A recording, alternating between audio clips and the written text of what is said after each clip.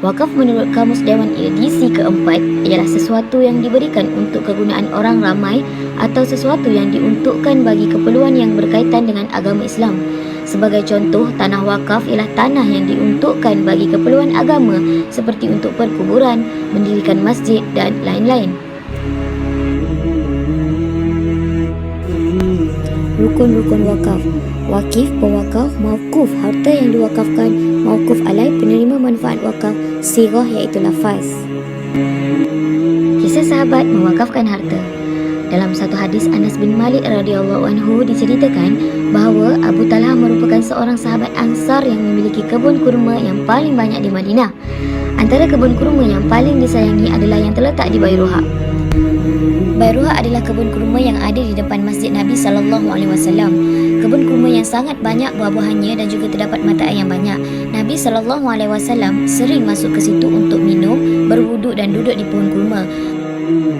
Lantas Abu Talha terus berkata kepada Rasulullah SAW yang bermaksud, sesungguhnya antara harta-harta yang paling saya sayangi adalah kebun Bairuha. Harta itu saya sedekahkan untuk Allah dan saya mengharapkan balasan kebaikan dan simpanan pahala di sisi Allah. Ya Rasulullah, silakan apa yang akan anda lakukan menurut petunjuk Allah kepadamu terhadap kebun itu.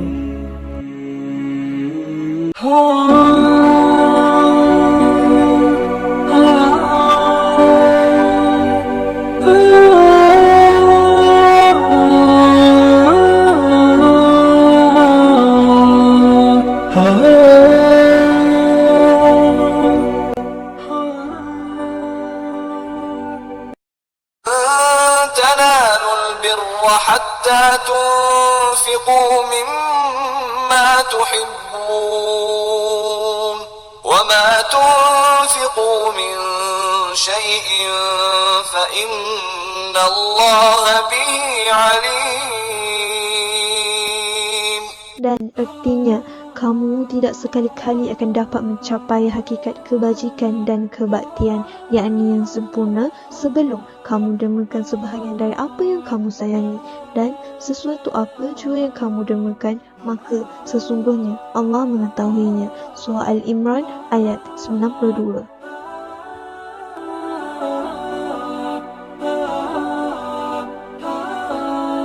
Daripada hadis ini yang telah diriwayatkan daripada Abu Hurairah radhiyallahu anhu yang bermaksud, apabila seseorang yang telah meninggal dunia, maka terputuslah segala amalannya kecuali daripada 3 perkara. Yang pertama, sedekah jariah. Yang kedua, ilmu yang bermanfaat. Dan yang ketiga, anak soleh yang mendoakan orang tuanya. Jadi, alangkah bahagianya seseorang yang meninggal dunia yang tidak lagi mampu untuk beramal, tapi pahalanya yang masih mengalir. Dan ayolah kita bertanyakan kepada diri kita, maukah kita tergolong dalam golongan tersebut?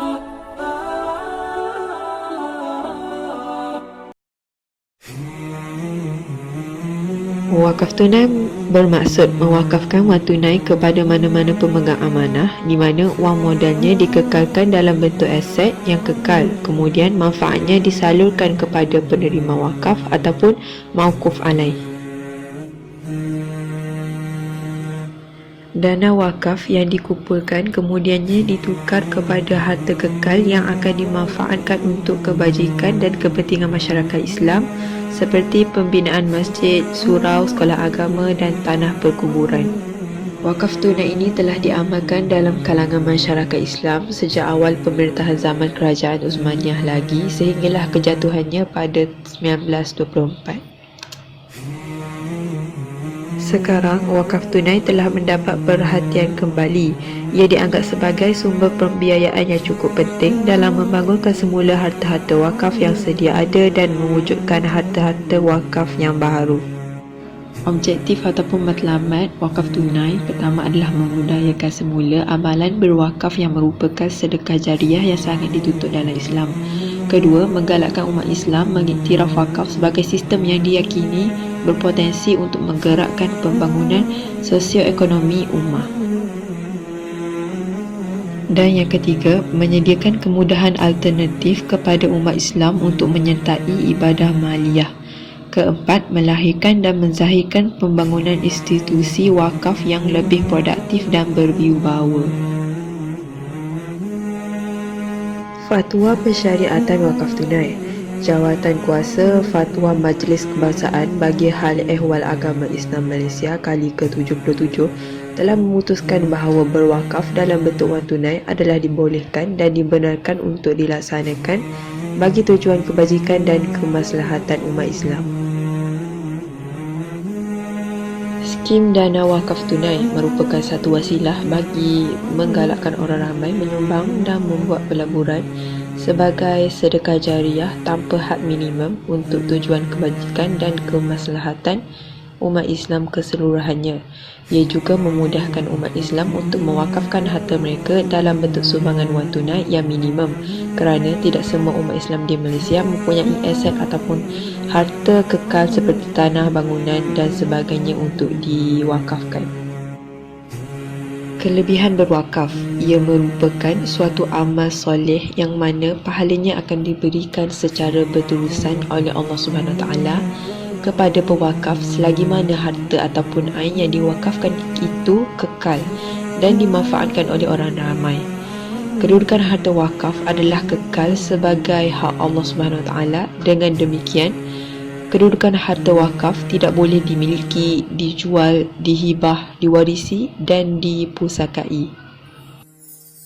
قالوا وقالوا ولكني على ثقة بأن ربي إلى التيسير يجرينا والعسر مهما قسى فاليسر يتبعه وعد من الله هذا الوعد يكفينا قالوا وقالوا ولكني على ثقة بأن ربي إلى التيسير يجرينا والعسر مهما قسى فاليسر يتبعه وعد من الله هذا الوعد يكفينا ولو رأيت فجاج الأرض مجدبة فالفأل ينبتها فلا ونسرينا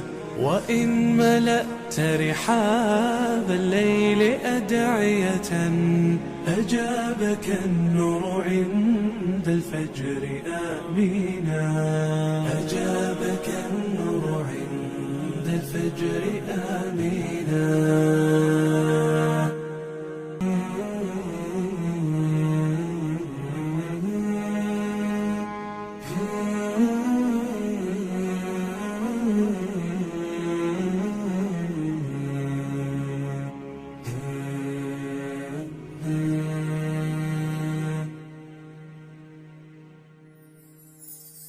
قالوا وقالوا ولكني على ثقة بأن ربي إلى التيسير يجرينا والعسر مهما قسى فاليسر يتبعه وعد من الله هذا الوعد يكفينا قالوا وقالوا ولكني على ثقة بأن ربي إلى التيسير يجرينا والعسر مهما قسى فاليسر يتبعه وعد من الله هذا الوعد يكفينا